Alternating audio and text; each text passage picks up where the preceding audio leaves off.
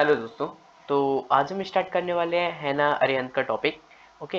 And साथ ही हम cover कर चुके हैं अपने ग्रामसी टॉपिक को। ठीक है।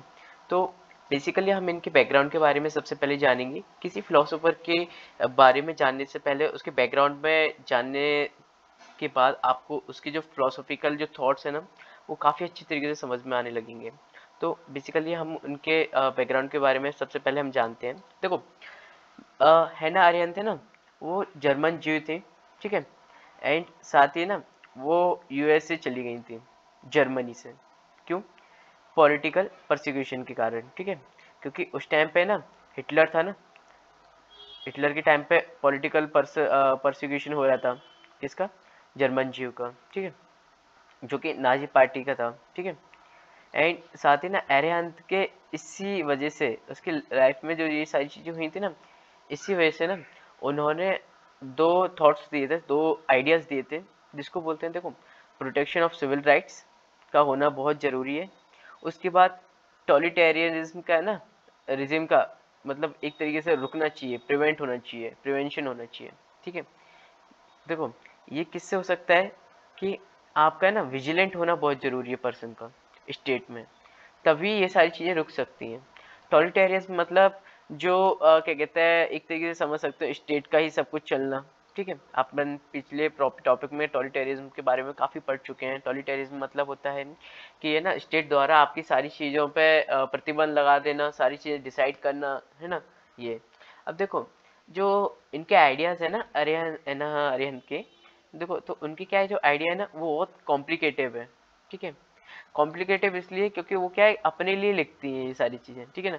नॉट फॉर लीडर्स, मतलब कोई किसी और के लिए नहीं, कि जैसे वो कोई और के लिए लिख रही हो, अपने लिए ये सारी चीज़ें लिख रही हैं। और साथ ही ना, इसमें इन्होंने एक वर्ड का इसमें जिक्र किया है। देखो, फिनोमिनोलॉजी। देखो, इसमें क्या होता है ना, सामने वाले पर्सन के ना मीनिंग और मोटिव्स को देखा जाता है। ठीक है। इसमें क्या है, trying to read about person mind. ठीक है। अब देखते हैं। देखो, हैना अरेंथ है ना, is one of the complicative leader हैं। ठीक है। इनके जो आइडिया है ना, समझना बहुत मुश्किल है, क्योंकि क्योंकि ये अपने लिए लिखती हैं। ठीक है। साथ ही ना, she does not make any attempt to make her thoughts understood by others.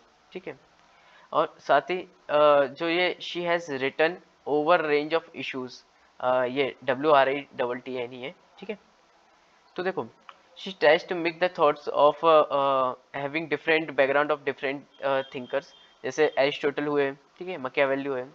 It is difficult to put her any particular school of thoughts. She describe her thinking as a thinking without barrier. ठीक है। And साथ ही ना, इनकी जो methodology है ना, उसके बारे में हम बात करें तो बहुत कॉम्प्लिकेटेड है। क्योंकि इसलिए है क्योंकि उन्होंने ना जो मेथोडोलॉजी, कॉम्प्लिकेटेड मेथोडोलॉजी यूज़ करी है। ठीक है। फिनोमिनोलॉजी के ऊपर, सामने वाले के पर्सन को, माइंड को समझते हुए। और it is a something like looking into the meaning of motives of an actor. ठीक है। फिनोमिनोलॉजी का जो मीनिंग है। And she is not concerned with the political experience and empirical observation. Only she used complex methodology of phenomenology for reading minds of individuals. She is trying to understand and underlying structure of meaning and motive. ठीक है। Overall इनका कहना यह है कि इन्होंने, देखो, methodology, complex methodology use करी है ना फिनोमेनोलॉजी के ऊपर। तो बेसिकली इन्होंने सामने वाले माइंड को पढ़ने के लिए और बताने के लिए कि क्या कहते हैं, ये सारी चीज़ें ज़रूरी है, जैसे प्रिवेंशन ऑफ टॉलिटेरिज्म। ठीक है। और एक्टिव पार्टिसिपेशन के ऊपर। ठीक है। और she also give concept of nationality. ठीक है। इन्होंने नेशनलिटी के बारे में भी बताया है।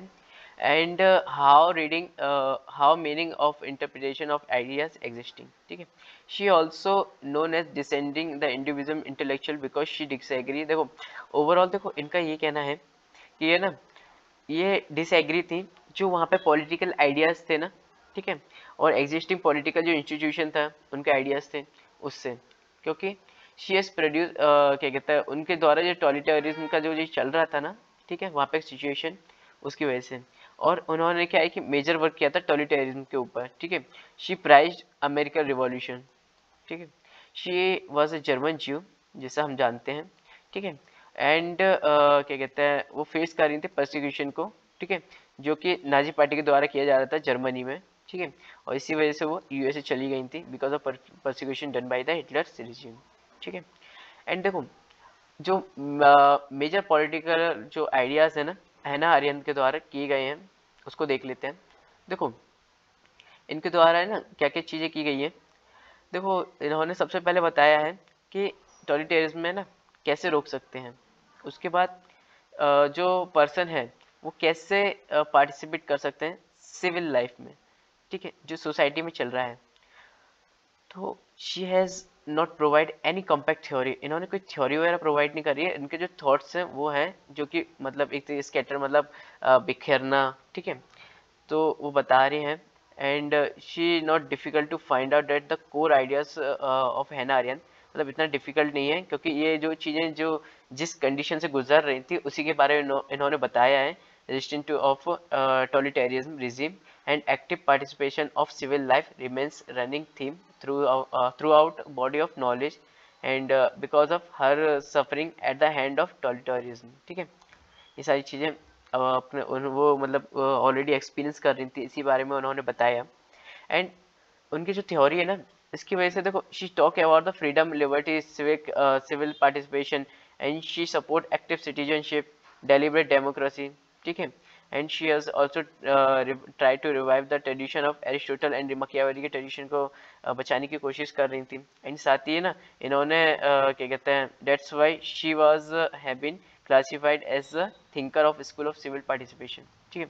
बेसिकली इनका कहना ये है कि उन्होंने बताया था लिबर्टी के ऊपर, उन्होंने बताया फ्रीडम के ऊपर, पार्टिसिपेशन के ऊपर जो सिविल पार्टिसिपेशन है, ठीक है, सिटीजनशिप डेलिब्रेट डेमोक्रेसी के ऊपर, और साथ ही ना ये ट्रेडिशन एरिस्टोटल मैकियावेली के ट्रेडिशन को भी बचाने की कोशिश कर रहे थे। इसी वजह से इनको है ना क्लासीफाई किया गया था thinker of school of civil participation की वजह से। अब देखो इनका जो व्यू है ना टॉटलिटेरिज्म के ऊपर वो देखते हैं। देखो इनका है ना ओवरऑल थिंकिंग दो आइडिया हैं, एक टॉटलिटेरिज्म को रोकना और दूसरा एक्टिव पार्टिसिपेशन। आप इसी को लेते हुए सारी चीज़ों को देखिए तो आपको ये पूरा पूरा टॉपिक है ना अच्छी तरीके से समझ में आने लगेगा। अब देखो इनका है ना देखो कहना है this is her major political work, her thoughts on totalitarism is clearly response of devastating impact of Nazi party had on her life, ठीक है, जो इनकी लाइफ में किया गया है ना नाजी पार्टी द्वारा, ठीक है। तो ये सारी चीज़ें रिस्पॉन्सिबल है टॉटलिटेरिज्म के ऊपर। And she is critic of totalitarism, ठीक है। She consider that totalitarism is a evil, एक तरीके से राक्षस है, ठीक है। और साथ ही वो बोलती हैं टॉटलिटेरिज्म है ना क्राइसिस ऑफ सेंचुरी है, और वो बिलीव करती हैं टॉटलिटेरिज्म के ऊपर 20वीं सेंचुरी में ना ये डिफरेंट होगा टायरनेकल रूल के जो पहले हुआ करता था। टायरानेनिकल जो रूल हुआ करता है ना पहले, उससे डिफरेंस है क्योंकि इसमें क्या होता है कि जो टॉटलिटेरिज्म है ना वायलेंस इज यूज्ड बाय टॉटलिटेरिज्म, और फिर उसके बाद जस्टिफाई कर देते हैं आइडियोलॉजी के द्वारा। मतलब ये कि ओवरऑल है ना इसमें सबसे पहले बताया जाता है टॉटलिटेरिज्म में कि ये ना आपको क्या कहते हैं जो सबसे पहले इसमें जो वायलेंस होता है जो होता ही नॉर्मली, ठीक है। उसके बाद क्या होता है कि इसको जस्टिफाई कर देते हैं कि ये एक किसी की आइडियोलॉजी है। जैसे जर्मनी में एग्जांपल ले लें हम, तो है ना जो हिटलर थे ना वो हीगल का एग्जांपल दिया करते थे। क्या? तो स्टेट है ना, state is a March of God on earth, ठीक है। जो है ना स्टेट है ना एक तरीके से रिफ्लेक्शन है गॉड का, ठीक है। तो उसको आप कभी भी क्वेश्चन नहीं कर सकते, जो कर रहा है वो सही कर रहे हैं स्टेट, ये सारी चीज़ें बताया जाता है। और टॉटलिटेरिज्म में ना वायलेंस यूज होता है, ठीक है, टू अचीव इट्स गोल, फिर उसके बाद जस्टिफाई कर दिया जाता है आइडियोलॉजी के द्वारा। जो है ना जर्मनी में भी यही हुआ था नाजी पार्टी द्वारा, हिटलर ने ये किया था, ठीक है, जिससे वन रूल हो सके। अब इनके जो थॉट्स है ना वो देखते हैं। Her thoughts on totalitarism is shaped by her life, जो इनकी लाइफ में चल रहा था, ठीक है, एक्सपीरियंस। एंड इनकी जो ओन लाइफ थी ना उसमें देखो divided by the Nazi party regime in Germany, और इनके अकॉर्डिंग देखें तो totalitarism is sustain by violence and जो आइडियोलॉजी है उसके द्वारा ही ये सस्टेन हो सकता है, ठीक है। पहले टाइम में क्या होता था टायरेनिकल जो रिजिम हुआ करता था ना are violence to achieve some other ends, but 20वीं सेंचुरी में क्या है टॉटलिटेरिज्म है ना regime is used to violence achieve some other ends and use of violence is done by achieve goals and political goals, ठीक है। अब देखो जो ईयर ऑफ करप्ट इसमें बोला गया है this year is corrupt of government and people indifference toward the corrupt of regime creation condition of rise of totalitarism which is destroy society beyond recognition, ideology, and totalitarianism regime created justify violence and kill critical thinking, violence in a sustain and by creation of myths, ठीक है, and propaganda. देखो overall इनका कहना ये है कि जो corrupt government होती है ना और पीपल का जो इनडिफरेंस है ना करप्ट रिजिम को क्रिएट कर देता है, और इससे क्या होता है कि टॉटलिटेरिज्म का एक तरीके से आप मतलब इमरजेंस होता है, ठीक है। उसके बाद क्या होता है ना कि सोसाइटी में ना आइडियोलॉजी के थ्रू इसको जस्टिफाई कर दिया जाता है, और बहुत सारी चीज़ें ना क्या कहते हैं वायलेंस एंड बहुत सारी चीज़ें क्या कहते हैं मतलब जो चीज़ नहीं होनी चाहिए, और साथ ही ना ये आपकी क्रिटिकल थिंकिंग को भी एक तरीके से है ना डिस्ट्रॉय कर देता है, ठीक है, क्योंकि मिथ्स बनाता है, प्रोपोगेंडा बनाता है, इस वजह से।